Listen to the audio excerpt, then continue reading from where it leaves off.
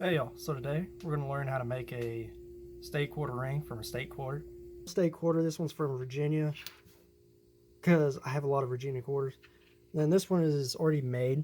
This is going to be the end result of what we're going to look for. This one's Kansas. As you can see, the background is antiqued. And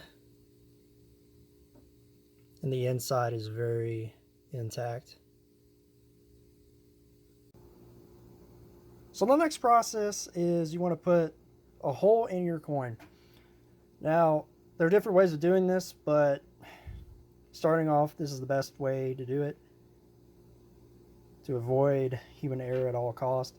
So I have here a punch and die set from Harbor Freight, and it goes all the way up from 3/4 of an inch all the way to 1/8 of an inch. And to get the perfectly centered hole that you want, this is a Roscoe centering tool. What you do is you place your coin in there. I usually do the state side facing upwards, because when you punch this all the way through, what's going to happen is that this side is going to be bowed up, and when you press down, this side is going to be bowed outward anyways. So one less thing you got to worry about.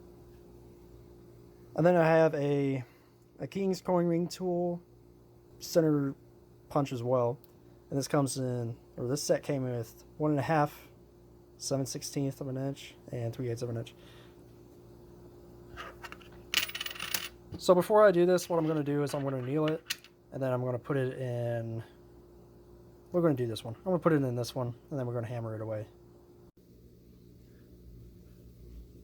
Alright, so now we're going to start the annealing process. What you're looking for here, since it's a copper nickel coin, it's going to turn bright red.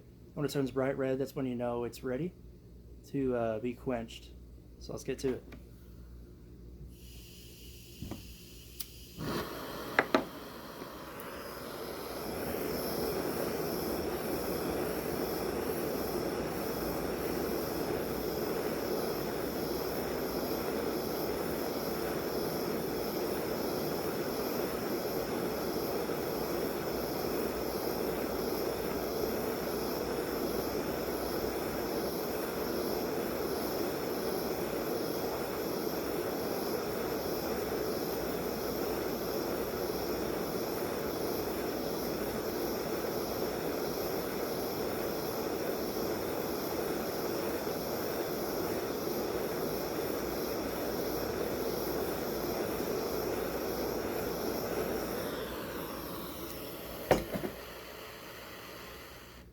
Alright, that should be pretty good. As you can see, it's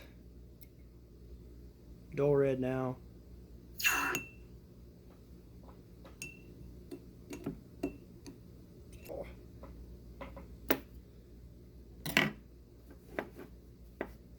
And now we're ready to put a hole in it. Alright, so now I'm back. You got your annealed coin, and what you want to do is place it in the card, and then you're going to try to slide it within the die for the punch until it's like perfectly straight in there. I don't know if you can see that, but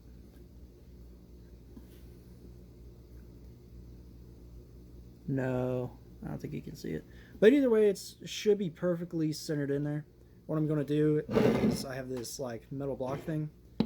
So I'm going to put it on top of this, and then I'm going to take the 1/2 of an inch punch, stick it right in there. I'm going to hit it with a hammer until it goes all the way through. You want to make sure that the beveled edge right here, is going to be facing upwards. So it's going to be like that. And the flat surface is going to be facing down. If you don't, it's going to be warped whenever you eventually get the center of it punched out. Okay, so I got it. It's gone all the way through. Now what you want to do is you want to take your next smallest one. This is a 3/8 of an inch punch, and you want to hit this all the way through until this 1/2 an inch punch goes all the way through. All right, so it's all the way through now. What you want to do is you want to now take your centering guard out. You want to try to get it out. What the heck? Outstanding. So there you go. You got a perfect centered hole within the coin. Now what you want to do is that these are very, very rough edges. So what you want to do is you want to take a deburring tool, such as this one. I got it from Home Depot. It was about $7 or $8. And so we want to deburr this out, make the inside smooth, and then what we're going to do is we want to take sandpaper.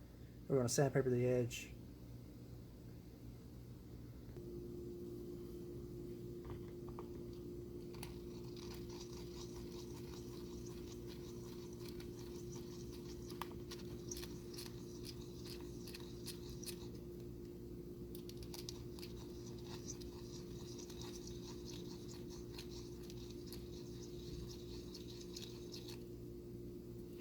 Now you got a little bowl right here. If it's silver, you want to catch all the little shards that are coming out of there. So now what you want to do is you want to take your sandpaper and then file or sandpaper the edge on the inside here.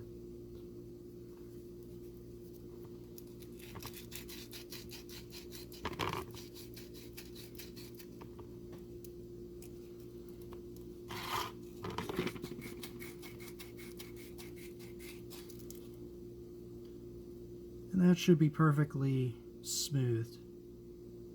So now we want to put it in the half-ton arbor press and get the initial fold in. Now before you put it in the half-ton arbor press, you want to re-anneal it again. And what I usually do is just to make sure it's like perfectly in the center, I use a caliper and I make sure the width is like perfect all the way across. If it's not, in some areas I will use a file and file it down in certain areas. So after you do that and your hole is perfectly centered, and after you anneal it, what you want to do is use a what I got here is a universal folding cone. This one's from Jason's Works. What I usually do is, if it's like silver or anything, I would wrap it with Teflon, but since this is like copper, I'm not even going to bother with that. So let's get it in the arbor. Alright, so this is my arbor press, half-ton press from Harbor Freight. It was only like $60, I think. And I have a folding reduction die from Jason's Works. It's 0.9 to 1.0. It's a 17-degree die. So you use this side for nickels and then this side for quarters. We're going to use this side since it's a quarter. What you want to do is the head side, after you anneal it, you're going to put it on here. Make sure the head side is facing up because you want the details from the outside to be present. You're going to put your folding cone like that. Then you're going to press it down. Alright, so it is now folded in there. As you can see, the walls of the coin are against the side of the folding coin. So now what you want to do is you want to take this out.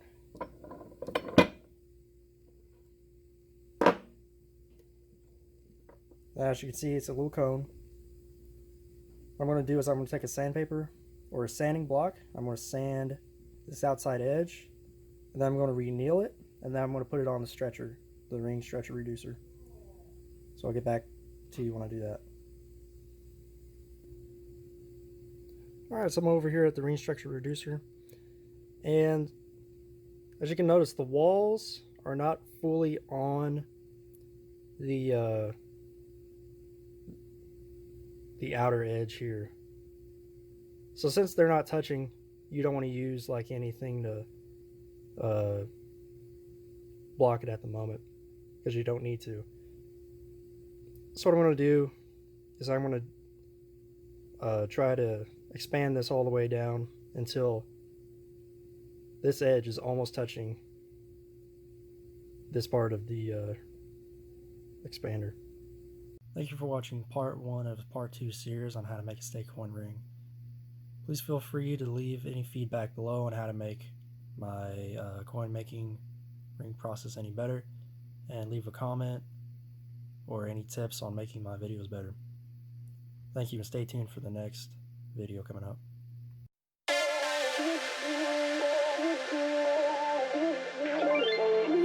Ain't no love like a real love, but it goes so fast.